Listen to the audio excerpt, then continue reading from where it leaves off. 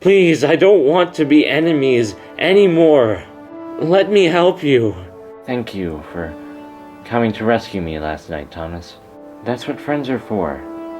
His name be Porter, and he's a really useful tank engine. Something about him just seems off. Almost like he's hiding something. So, do you believe you can help me? Yes, I can. And if you really have what you say you have, I will too.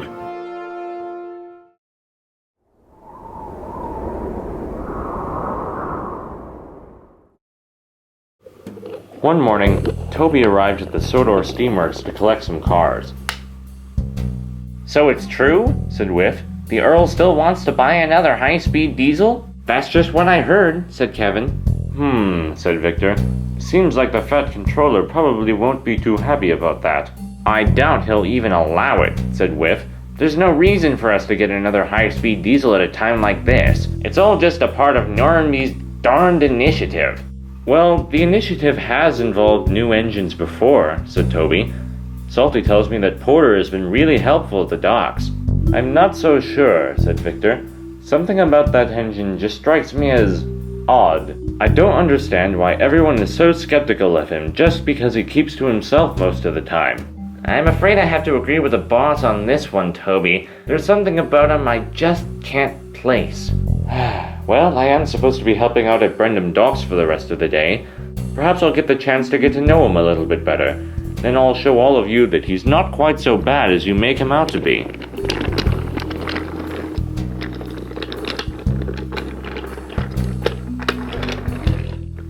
Despite sustaining a great deal of damage from the recent hurricane, Brendam Docks had quickly been repaired.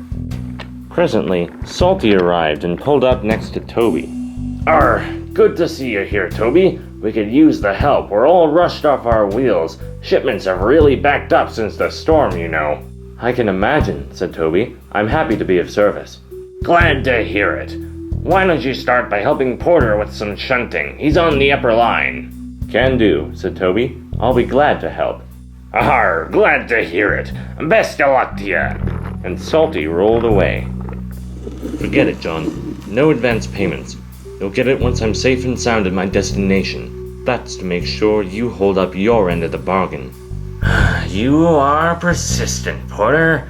Well, I suppose I've waited this long. I can wait a day longer. Tomorrow evening, then, we'll set sail, and then we'll both get what we want. Shh, hush now. Someone on your stern. It appears it is time for me to make my exit. Remember, Porter, tomorrow evening. Don't be late.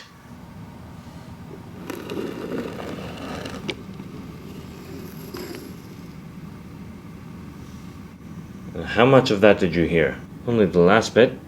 But that was enough. Who was that man, and what are you two doing together? It is not your concern, but I'm making it my concern. Who is he? And what did he mean by set sail? Are you going somewhere? Well, I suppose I really ought to tell you. Maybe you could even help me. Help you with what? First you must promise to tell no one about this. No one, you understand? All right, fine. Just tell me what's going on. Toby, have you ever wondered what life would be like if you weren't here, stuck on this railway, doing someone else's bidding? Well, I dare say every engine dreams of seeing the world, but some of us just aren't cut out for that sort of thing. You believe that? Don't you? No. I refuse to believe that. I refuse to believe that I don't have a choice in my own fate. You and I are prisoners. Prisoners of this railway. No one here ever asks us what we want to do. They only tell us what we're supposed to do. Well, we're engines. We live here, we work here. That's our job, is to help people. To be really useful. Psh, really useful. Just a propaganda phrase that they use to keep us engines in check. From the day we were built, we were designated with a purpose, and no one consulted us about what that purpose should be. I mean, look at me.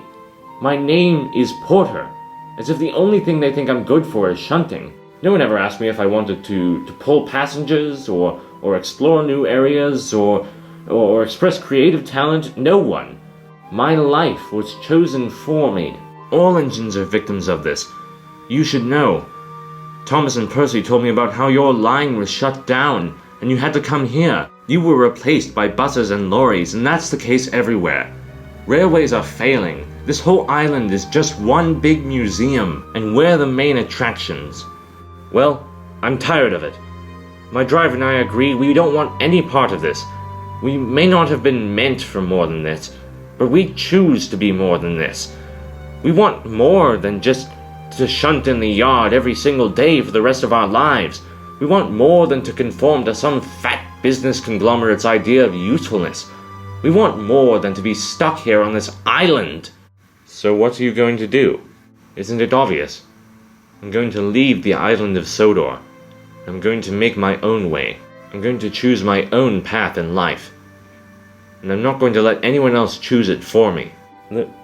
Leave? But Porter, we need you here. Haven't you been listening? I don't care about what I was built to do. I only care about what I choose to do.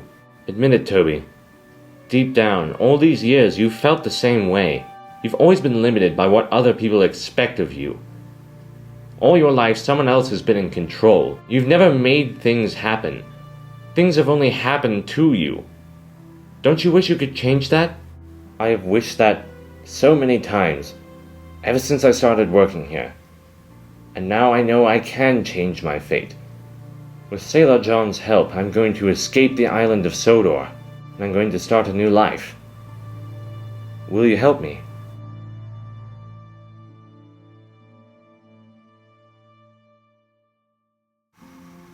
How? I knew you would see.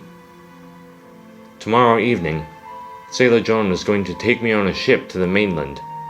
From there, I'll be on my own. The ship is going to leave from Knapford Harbor when everyone is gone.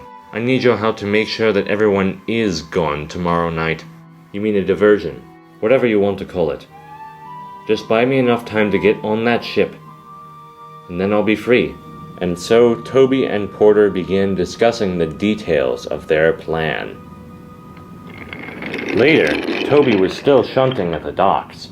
Toby still didn't quite believe in all of Porter's philosophies, but he was willing to help his friend do what he wanted to. Still, he was having doubts even about this as another engine rolled in with a fuel tanker.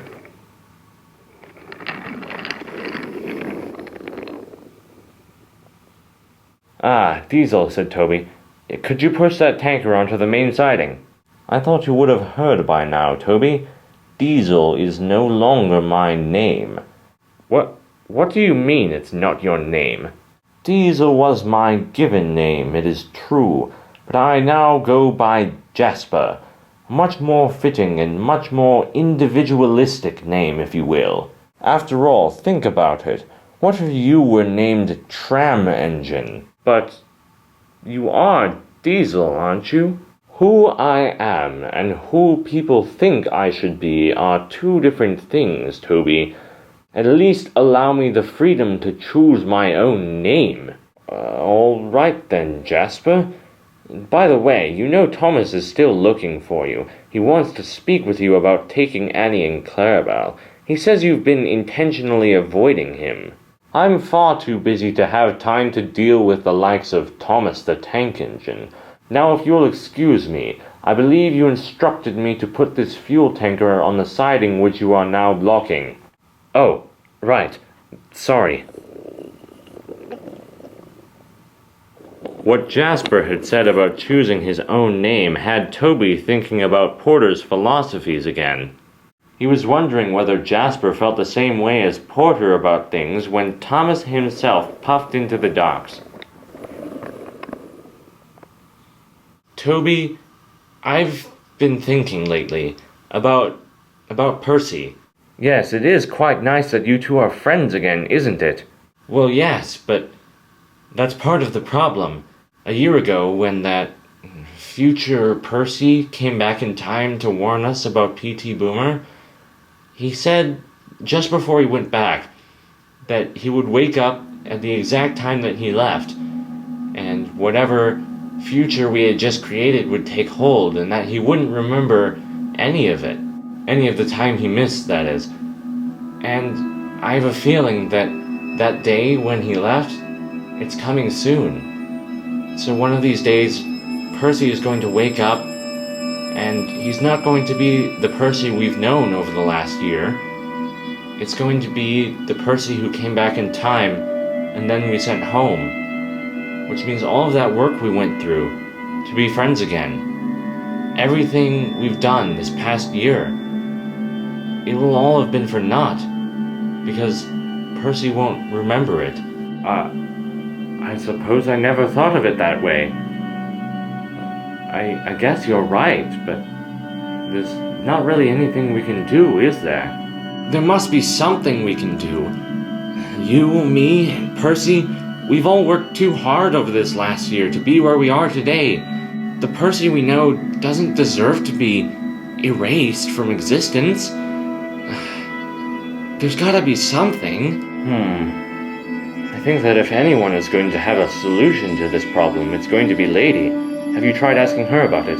Well, unfortunately, Lady and I aren't exactly on the best of terms anymore. We sort of, Oh, Thomas, you mean... Oh dear. I'm so sorry. What happened? She told me it just wasn't working. That it couldn't work. That engines weren't supposed to do this kind of thing. It's not something we were meant for. I really am truly sorry for you, Thomas. You two seemed very happy together, but do you think that do you think she'll help you solve this problem of yours? If not for your sake, then for Percy's? I doubt it. I suppose it's worth a try, though. For Percy. I've got to try. Thank you, Toby.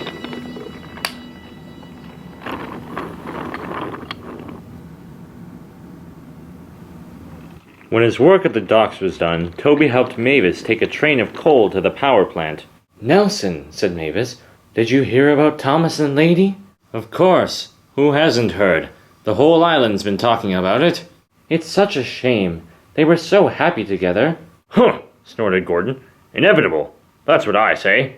And just what makes you think that, Gordon? There are some things which engines were never meant to do, said Gordon. Getting involved in entangling relationships is one of them. Whatever Thomas and Lady thought they had was never meant to be, let alone last. Still, you've got to admit, it is kind of sad. Huh, for the time being. This was all nothing more than a fanciful dream. It's about time both of those two woke up. As I said, there are certain things which engines were just not meant for. It isn't wrong, but we just don't do it.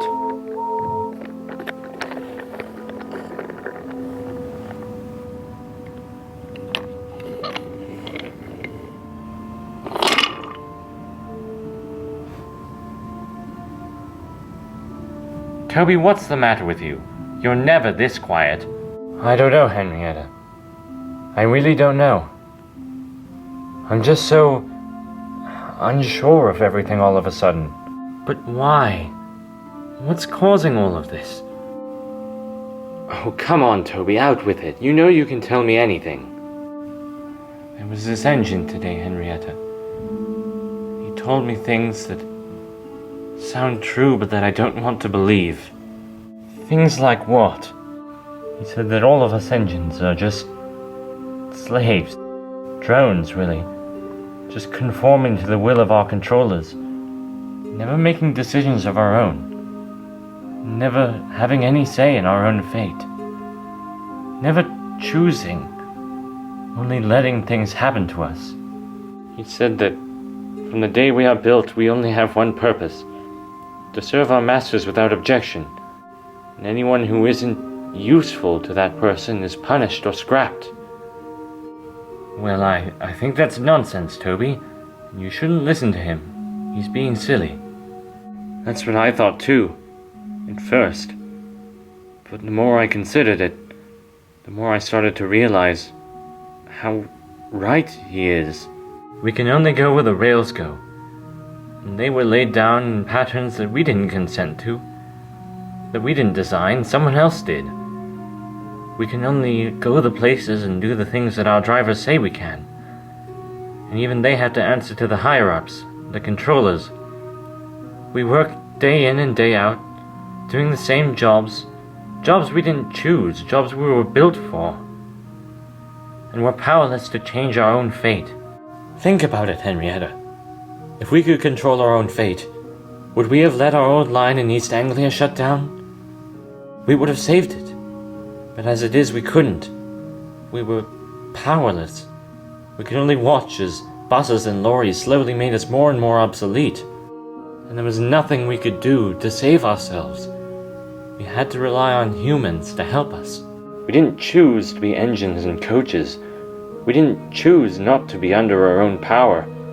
At first I didn't want to believe it, but now I realize it's the truth. We're just like remote control cars. We can only spin our wheels and go in circles, and there's nowhere we can go on our own. Toby, I want you to listen to me very carefully. You are not powerless. We are not powerless. So maybe we didn't choose our place in life. Maybe we didn't choose our purpose. But what we can choose is what we do with that. What we do in everyday life, in how we respond to others, how we treat other people, and how we go about our work. You and I, and all of the engines and coaches on the island, we have an important job, helping people. The Sudrians rely on us to take them to places they want to go, to move important goods where they need to be moved. And Sodor is nothing like East Anglia. There we were in antiquity, a casual pleasure, like a toy soon to be outgrown. But here we're something more. We're like a family. Here our friends smile and greet us warmly when they see us. Here people wave and cheer when we pass by, because they know we're off to do something important, and they know we're happy about it. Yes, there's only so many things we can do, but we always have a choice in how we do them. Do we try to become someone that we're not? Or do we accept who we are, and for better or for worse take hold of that, and try to make the best of what we're given? And now you have a choice, Toby. You can believe what this other engine believes, that we're just powerless, mindless drones going about our work with no control. Or you can believe what I believe, that no matter where you are or what you're doing, you always have a choice in who you want to be. Well, perhaps you're right, Henrietta. Thank you. Of course, Toby. I'm always here for you. Now come on. It's getting near time for our evening train. We don't want to be late. No, we don't.